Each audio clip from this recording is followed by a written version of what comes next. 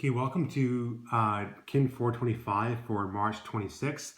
In today's lecture, I'm going to go over 3 journal article summaries that have been posted.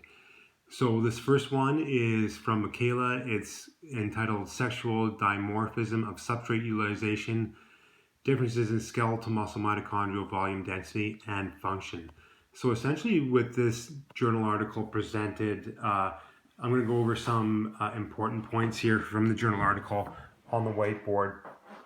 The journal article essentially reiterated what I covered in the section on sex differences, in that females that were matched to males for aerobic fitness levels, they have higher fat oxidation,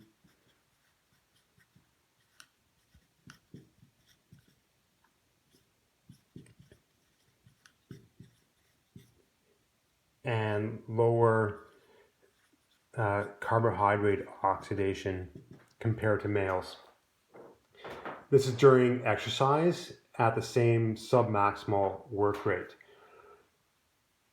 Another important finding from the study that Michaela has posted is that females, again, this is females matched for males for aerobic fitness levels.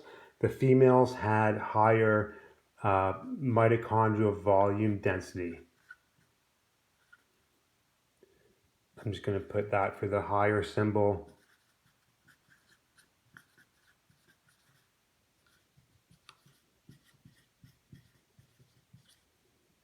So essentially what that means is that for a given amount of muscle mass from a muscle biopsy, the females had a greater amount of mitochondria compared to males.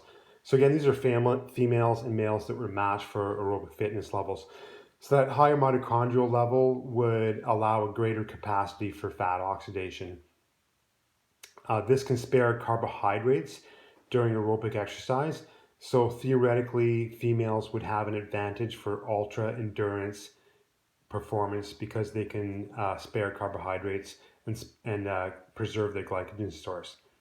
Another important aspect of the article that Michaela selected was that in the article they took mitochondria from muscle biopsies and they determined the ability of those mitochondria to oxidize different substrates.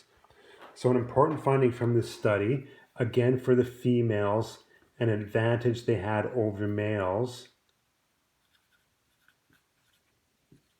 was that the mitochondria were able to better oxidize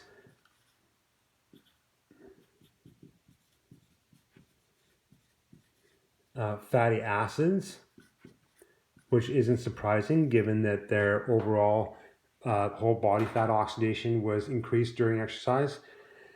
But the mitochondria also had increased oxidation of lactate when it was presented as a substrate. So these are mitochondria that were extracted from muscle samples, and for females there was a greater ability of the mitochondria to oxidize fatty acids and also to oxidize lactate. So again, this could potentially improve long duration endurance performance, such as an ultra endurance marathon or ultra endurance swimming. So those are the main findings from Michaela's paper, and I'm just going to put my video down here while I reboot the computer.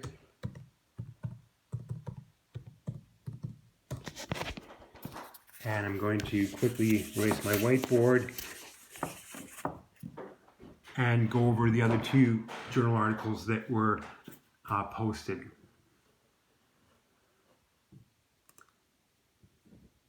So this journal article, you can see is titled Adaptations in Muscle Oxidative Capacity, Fiber Size, and Oxygen Supply Capacity After Repeated Sprint Training in Hypoxia Combined with Chronic Hypoxic Exposure. So this study involved a little bit of a complicated design. And I'm going to go to the whiteboard to explain this. So the main groups that were compared in this study were groups that were training using high intensity repeated sprint exercise sessions. Now, both of these groups were exposed to a live high type of condition, so 14 days of hypoxia. And this was done at sea level, so they induced hypoxia by having the participants breathe a hypoxic gas mixture. So they lived in hypoxic conditions for 14 days. There was one group that did repeated sprint training under hypoxia. And then the second group did the same type of training, but in normoxic conditions. So in normal oxygen conditions. So this group would be similar to the group that the type of training that I previously described as live high, train low. So an advantage in this type of condition is you can get some of the positive adaptations of hypoxia, such as increased hemoglobin concentrations, but you can still train at high intensities. Whereas this group is a group that would live at hypoxia and train at hypoxia. So it would be like living high, so living at high altitudes and also training at high altitudes. So the focus of this study was repeated sprint training. And your ability to perform repeated sprints is dependent on two factors. So you need a high power output to perform well in the sprints themselves, but you also need a high aerobic capacity to allow adequate recovery between the repeated sprints. So with repeated sprints, you're breaking down phosphocreatine, you're building up lactic acid, and your aerobic energy system, so your mitochondria, will supply ATP to help resynthesize phosphocreatine, and it will also oxidize lactic acid between exercise bouts to allow faster recovery between repeated sprints. So they found different adaptations in each of these types of training. So the training in hypoxic conditions was most beneficial for increasing an enzyme that they measured, specifically succinate dehydrogenase.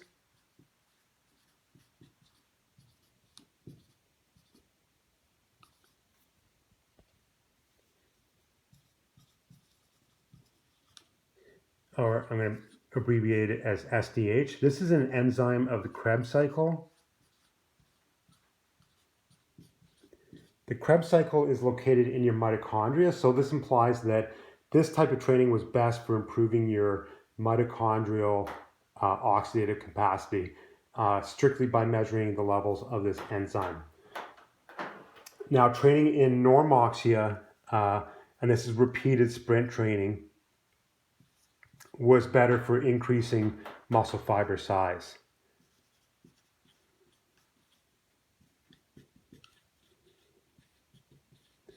So this type of training that induced the increase in muscle fiber size would potentially be best for improving your actual power output during repeated sprints, whereas this type of training, because of the increase in of this mitochondrial enzyme and mitochondrial capacity, would have the potential to better improve your recovery between repeated sprints. So depending on what type of adaptation you want to get, either increased power or increased recovery between sprints, you'd have to do a different type of training. So this is living in hypoxia, but training with normoxic during your training sessions. And this one is living in hypoxic conditions, but training with those hypoxic conditions. So again, this is repeated sprint training. Another thing they assessed with the study was capillarization, and I'm going to quickly go over how they assess this. So if you're measuring muscle capillarization, you can measure it in a number of ways. So I'm going to draw two different muscle fibers here of different sizes. So you can imagine that if a muscle fiber is increasing in size with training, that you might get different adaptations with regards to capillarization. So here I'm drawing the same number of capillaries in each muscle sample.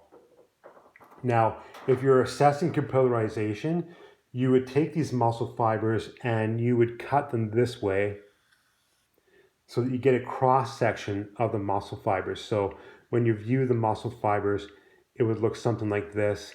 There you have the smaller one. This is just the cross-sectional area of the smaller one. And then you have the larger one. And then you have the capillaries.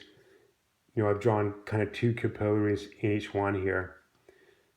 So the key here is that in each of these samples, you have the same capillaries per fiber. So if you're looking at your capillary to fiber ratio to assess capillarization, they're both the same.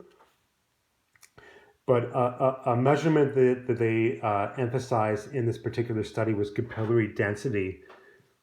And capillary density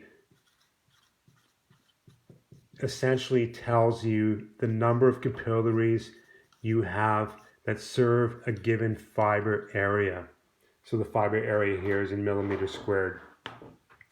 So for capillary density, this type of muscle that's smaller would have a greater capillary density.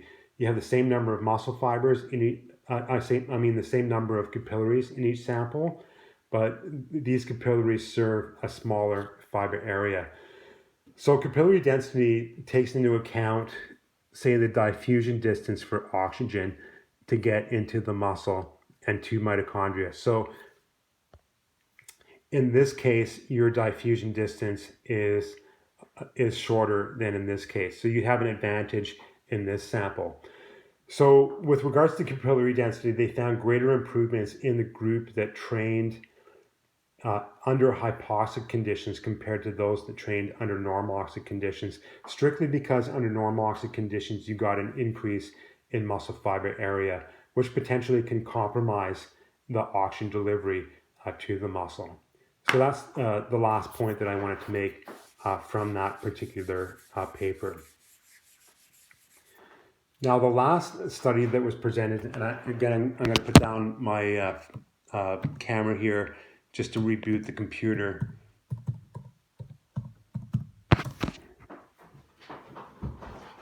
The last study that was presented here was titled Repeated Sprint Performance and Plasma Responses Following Beetroot Supplementation Do Not Differ Between Recreational, Competitive, and Elite Sprint Athletes. So what they looked at here was 6 days of beetroot supplementation. This is beetroot juice versus placebo. And if you're not familiar with beetroot juice, it's a type of nutritional supplement that's popular now with endurance athletes. Beetroot juice contains a high amount of what's called nitrates. And the chemical formula for that is just NO3 with a negative sign there. Now, nitrates, when they're in your mouth, can be converted by bacteria to nitrite.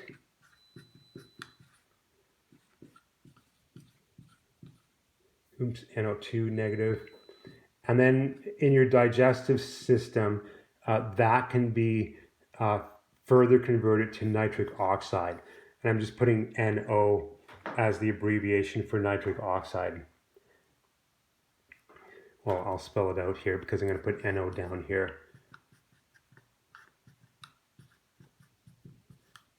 And the importance of nitric oxide is that it's an important vasodilator, so it improves your blood flow to skeletal muscle. So in this study, they found that when they assessed repeated Wingate tests, they looked at 3 repeated Wingate tests. And essentially they found with the Wingate test that some of your traditional measures during your Wingate test, like peak power or average power, did not change with nitrate supplementation or beetroot juice supplementation. But the one parameter that did change was the time it took participants to reach peak power output. So they reached peak power output faster on the beetroot juice compared to placebo. So the beetroot juice did have some benefits for repeated Wingate performance. And another thing they compared in the study was differences in responses between recreational, competitive, and elite athletes. And essentially, they found no differences between the three groups. So all 3 groups benefited from beetroot juice supplementation in this way. And that's pretty much it for these journal article summaries. I've tried to highlight some important points from each summary, but the detailed summaries are also posted on the Blackboard system.